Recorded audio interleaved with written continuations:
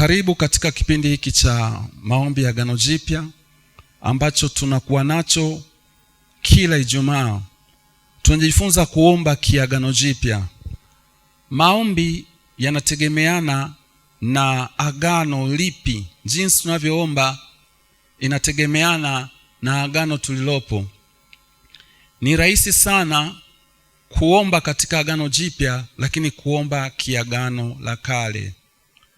Kwa mfano, sio kila maombi aliyoomba mtu agano la kale tunaweza tukayaomba agano jipya.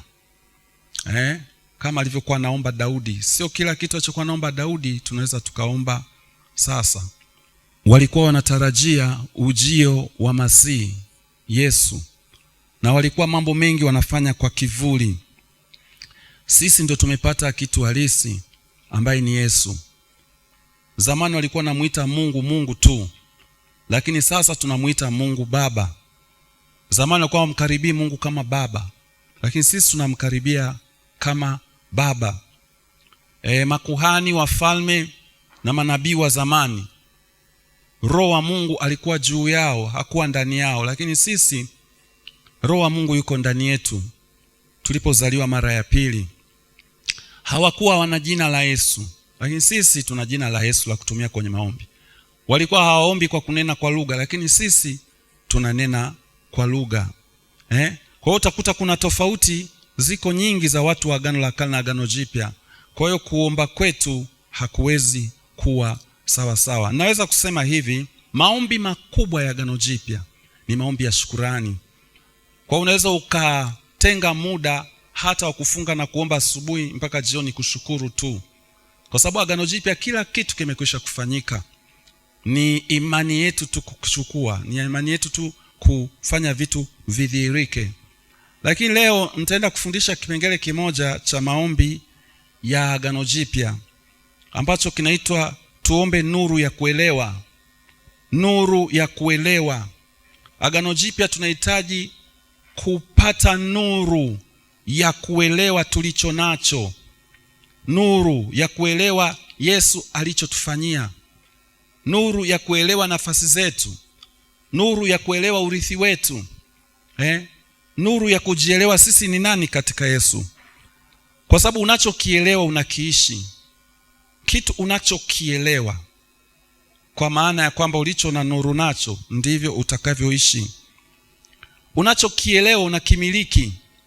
Kitu kinaweza kuwa ni chako kabisa, lakini kama ukielewi huwezi kukimiliki. Kitu unachokielewa unaweza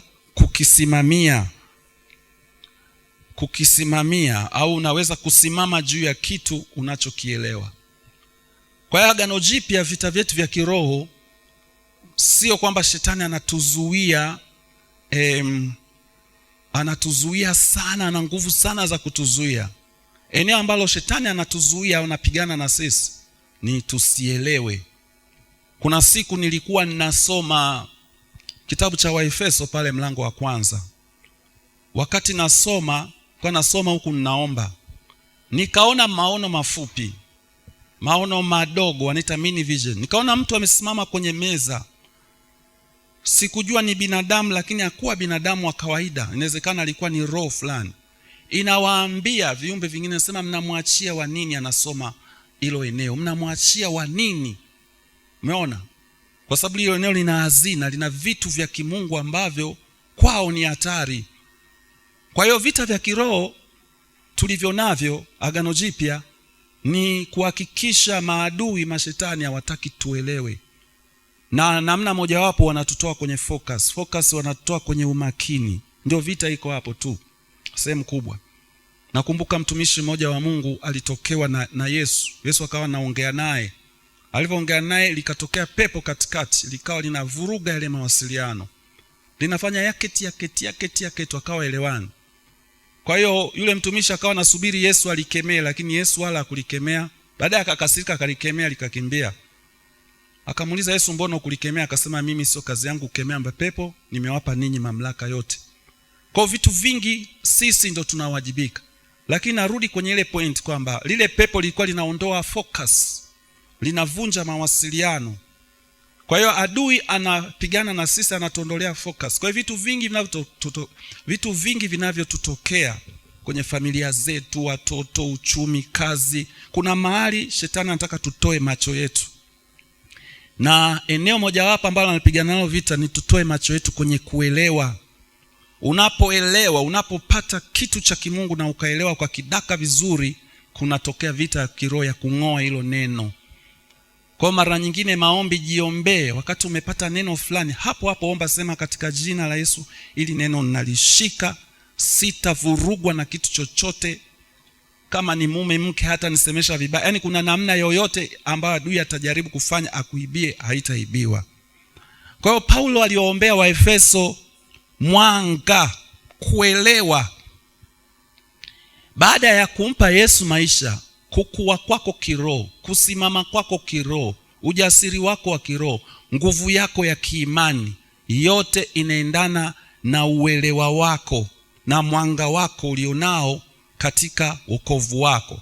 Kwa Paulo akawaombea Waefeso maombi haya Agano Jipya.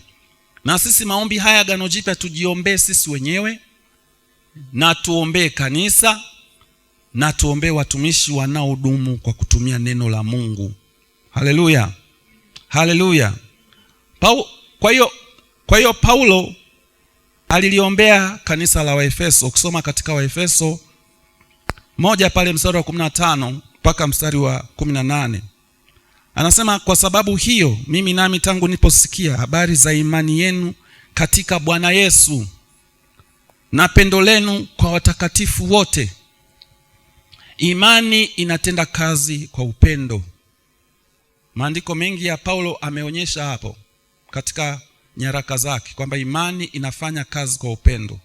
Lakini hapa anasema alisikia habari zao, habari za imani yao katika Bwana Yesu Kristo. Walikuwa na imani katika Bwana Yesu, imani ambayo ilikuja kwa kusikia. Warumi 10 mstari wa 17, walisikia neno la Bwana Yesu, wakalielewa neno la Bwana Yesu, wakamwamini Yesu kama Mwokozi, wakawa imara katika imani. Na pia imani hiyo inaendana na kuyasema mambo mazuri katika Yesu mtu ulionayo. Filemoni 1 mstari wa 6. Bila shaka waliyasema mambo mazuri waliona katika Yesu Kristo, waliyakiri. Kwa waliamini kwa kusikia, waliamini kwa kusema na kadhalika. Imani yao katika Bwana wao Yesu Kristo. Paulo anasema tangu aliposikia habari za imani yao katika Bwana Yesu Kristo na pendo lenu kwa watakatifu wote. Hapa ni matunda ya hiyo imani yao katika Yesu. Tunapomwamini Yesu kama Bwana na Mwokozi, matunda yanatakiwa yatokee kwa watu ambao tuko nao, ambao hapa wanaitwa watakatifu. Tunda la upendo likatokea kwa watakatifu kwa namna ambayo hawa Waefeso walikuwa wanamwamini Yesu. Yaani walimwamini Yesu kama Mwokozi, kama Bwana, walimuelewa, lakini imani yao ilidhihirika kwa matendo ya upendo. Kwenye Yakobo pale anasema imani inawezaje kuwa unawezaje kuonyesha imani yako pasipo matendo? Kama kuna ndugu yako hana hiki na kile na unamtazama tu, je, imani yako itadhihirikaje bila matendo? Kwa imani ya hawa Waefeso ilidhihirika kwa matendo ya upendo.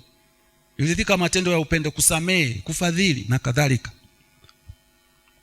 Anasema tangu niliposikia habari za imani yenu katika Bwana Yesu na upendo lenu kwa watakatifu wote. Mstari wa 16, siachi kutoa shukurani kwa ajili yenu nikiwakumbuka katika sala zangu. Hili siachi, sala zangu, inaonyesha wingi. Siachi kutoa shukurani kwa ajili yenu. Hakutoa shukurani mara moja au mara mbili, ilikuwa ni kitu anakifanya wakati wote, mara kwa mara. Siachi. Haya maombi ya kuombea kanisa nuru, kuombea watumishi nuru, au kujiombea wewe, inatakiwa usiache. Ni kitu cha kufanya wakati wote, mara kwa mara, hata maelfu. Yani fanya sana. Anasema siachi.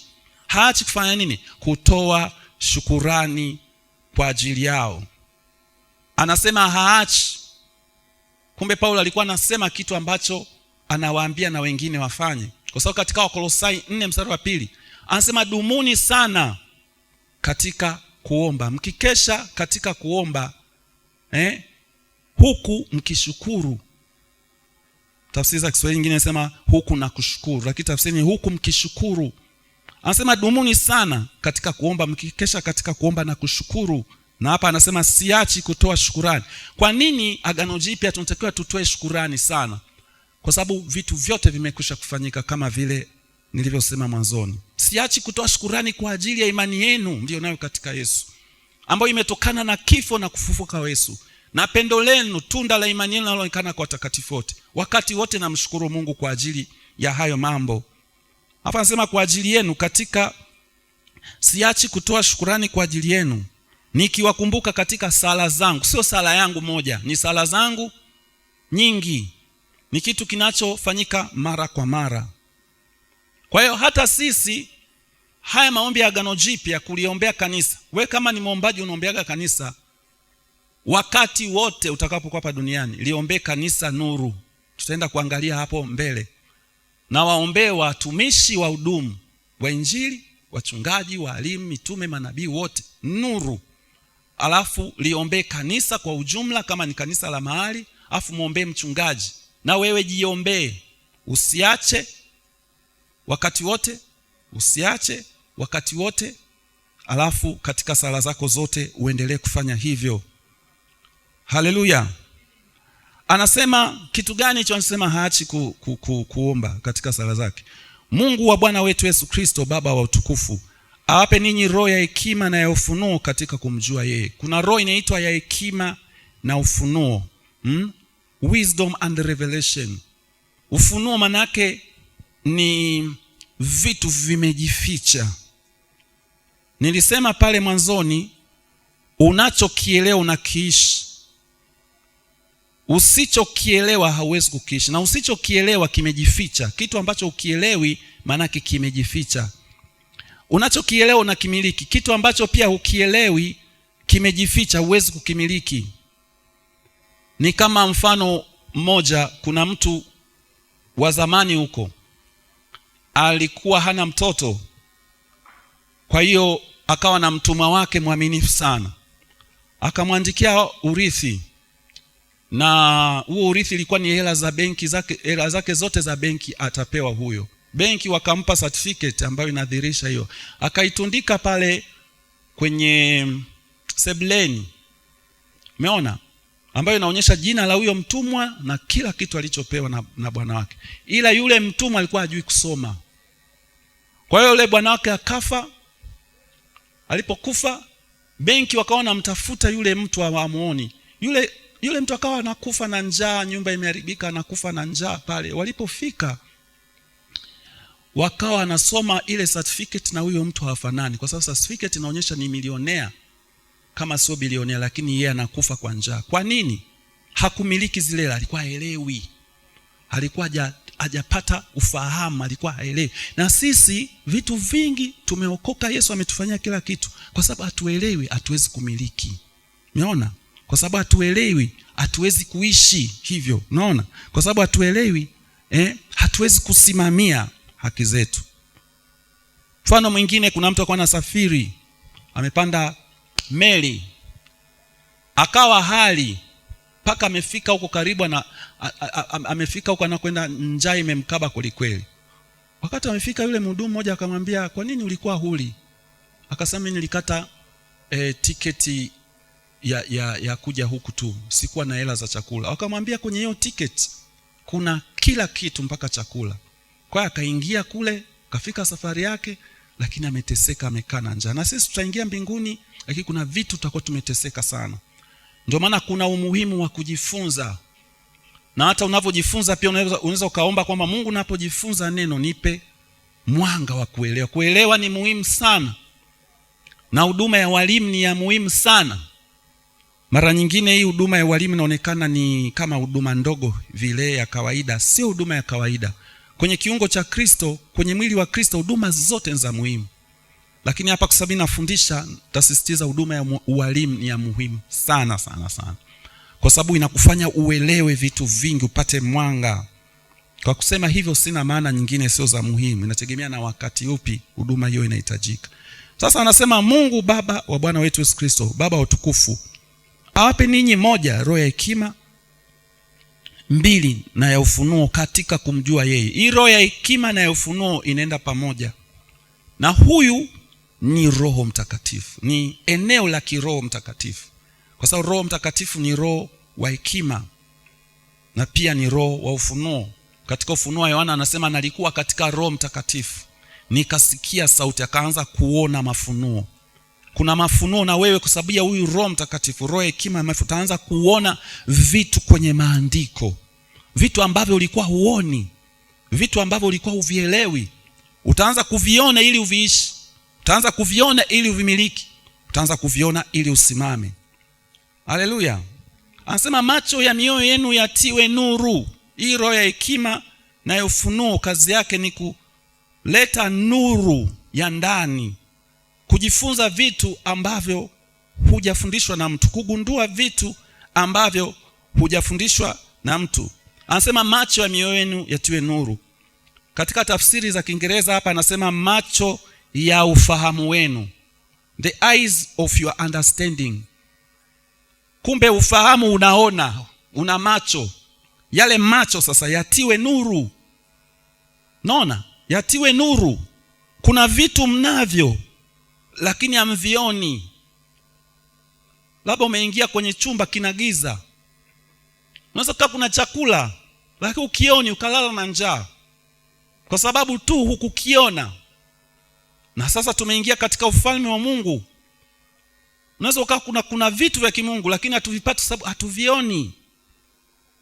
Kwa hiyo tunatakiwa tutiwe nuru macho.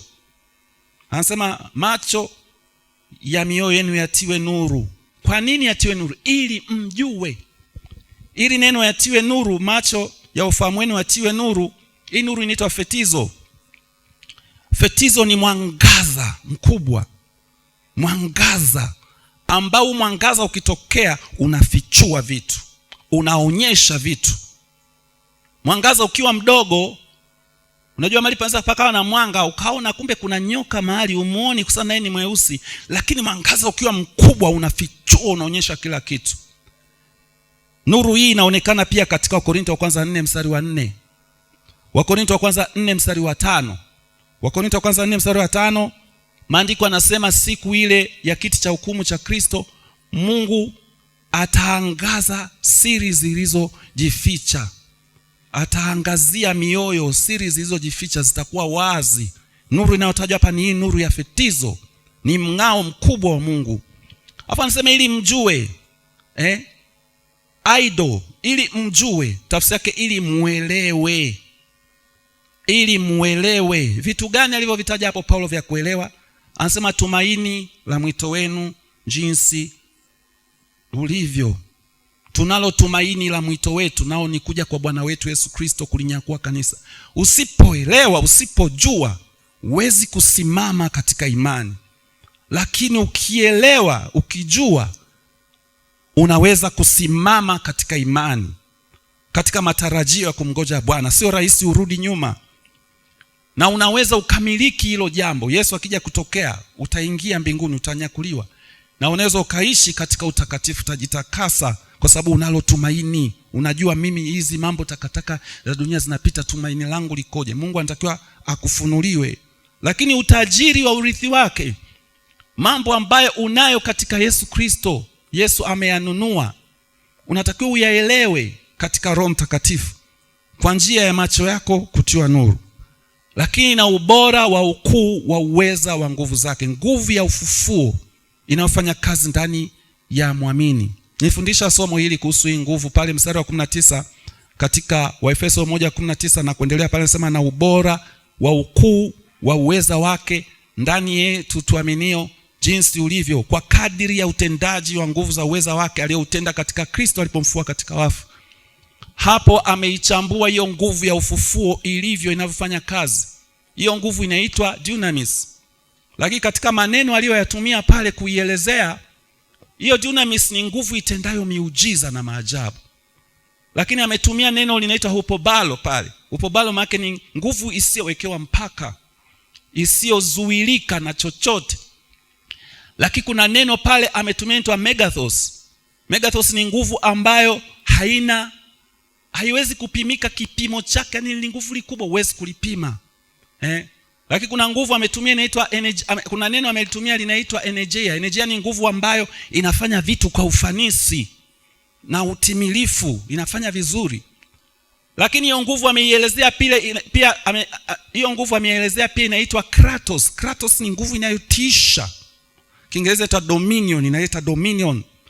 Lakini pia hiyo nguvu ameita istus, ameelezea neno istus. Istus ni nguvu ambayo ina force, inasukuma vitu. Kama vile lile kaburi la Yesu liliwekea jiwe lakini likasukumwa jiwe. Kama vile Yesu alienda kuzimu lakini mashetani hawakumzuia, akasukuma akatoka. Alafu akawatiisha, akawa kratos. Umeona? Alafu mwili wake duniani energia ikaufanya vidonda viishe kwa siku 3. Alafu ukabadilika ukawa mwili wa mbinguni. Umeona? Kwa hiyo nguvu ni nguvu kubwa, megathos, lisilopimika. Alafu ni hupobalo lisioweka mpaka. Sasa anasema tujue. Kwa sababu tunapojua kitu, unachokijua ndio kinachotokea. Kwa sababu katika kujua hivi, kusema katika jina la Yesu naamuru mgonjwa apone. Ukiwa unajua, uko kujua, ndio nguvu ya jina la Yesu kufanya jambo litokee. Kwa sababu kuna mawakala wa hii nguvu ya ufufuo inayotenda kazi ndani yetu, tuamini. Wakala wa kwanza ni yeye mwenye Roho Mtakatifu. Wakala wa pili ni jina la Yesu. Wakala wa tatu ni neno la Mungu. Lakini hatuwezi kuona, kusimamia hivi vitu, kuviishi kama hatuvijui, kama hatuvielewi. Kwa hiyo ikiwa umempa Yesu maisha yako kama Bwana na Mwokozi, tamani kujua wokovu wako. Tamani kujua haki zako katika wokovu. Tamani kumjua Yesu. Tamani kujua maandiko. Jiombee mwenyewe. Weka mkakati wa kutamka kila maombi yako, sema Baba, macho yangu yatiwe nuru. Naomba roho ya hekima na ufunuo. Nijue. Kwa sababu nisipojua sitaishi. Nitaishi chini ya kiwango ambacho natakiwa kuishi. Nitakuwa naogopa mapepo. Nitakuwa nawaogopa mashetani. Mara nyingi ukiwa unakemea pepo alafu kasikia unaogopa, kuna mambo mawili. Dhamiri yako ni dhaifu, lakini pia kuna kitu hujui kuhusu Yesu alimfanya nini shetani. Kwa hiyo ndugu yangu, kama umempa Yesu maisha yako, uwe mwombezi wa kanisa. Kitu ambacho kinamsumbua Mungu sasa hivi ni kati ya kitu kimoja, ni kanisa la kitoto, kanisa changa, kanisa lisilomjua Mungu.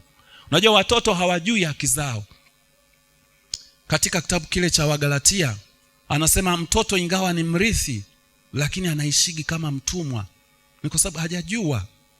Mtoto anayetajwa pale anaitwa teknon. Teknon ni mtoto wa kawaida, lakini anatakiwa akue awe mtoto mrithi, anaitwa huios. Awe mtoto ambaye alikuwa anatangazwa na baba kwamba huyu ni mwanangu. Kama vile Yesu alikaa miaka 30 yote alikuwa mtoto, lakini muda ulipofika Mungu akasema huyu ni mwanangu mpendwa wangu. Alikuwa ni kama zamani walikuwa wanawafanyia watoto sherehe wakiwa wakubwa, wanawatamka hivyo kwamba ni mwana anayeweza kupewa wajibu. Sasa amekuwa mtu mzima, anaaminika. Mungu anataka tukue, tufikie hapo ili tuweze kufanya majukumu yetu ya kiungu.